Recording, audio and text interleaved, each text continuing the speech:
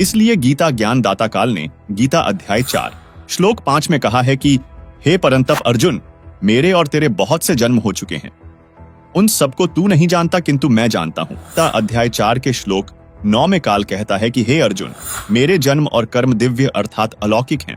चलिए अब देखते हैं काल के जन्म और कर्म किस प्रकार दिव्य हैं। श्री विष्णु पुराण के चौथे अंश के अध्याय 2 श्लोक 19 से 26 में प्रमाण है कि एक समय देवताओं और राक्षसों का युद्ध हुआ। देवता पराजित होकर समुद्र के किनारे जाकर छिप गए, फिर भगवान की तपस्या स्तुति करने लगे। तब काल देवताओं को श्री विष्णु जी के रूप में दर्शन देकर कहा कि मैंने जो आपकी समस्या है वह जान ली है, आप पुरंज राजा को युद्ध के लिए तैयार कर लो। मैं उस राजा श्रेष्ठ के शरीर में प्रविष्ट होकर राक्षसों का नाश कर दूंगा। ऐसा ही किया गया। साथ ही श्री विष्णु पुराण के चौथे अंश के अध्याय 3 श्लोक 4 से 6 में प्रमाण है कि एक समय नागवंशियों तथा गंधर्वों का युद्ध हुआ।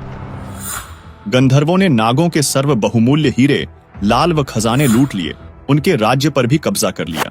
नागाओं ने भगवान की स्तुति की। वहीं काल भगवान विष्णु रूप धारण करके प्रकट हुआ। कहा कि आप पुरुकुत्स राजा को गंधर्वों के साथ युद्ध के लिए तैयार कर लें। मैं राजा पुरुकुत्स के शरीर में प्रवेश करके दुष्ट गंधर्वों का नाश कर दूंगा। ऐसा ही हुआ। इस तरह इसके जन्म और कर्म अलौकिक हैं।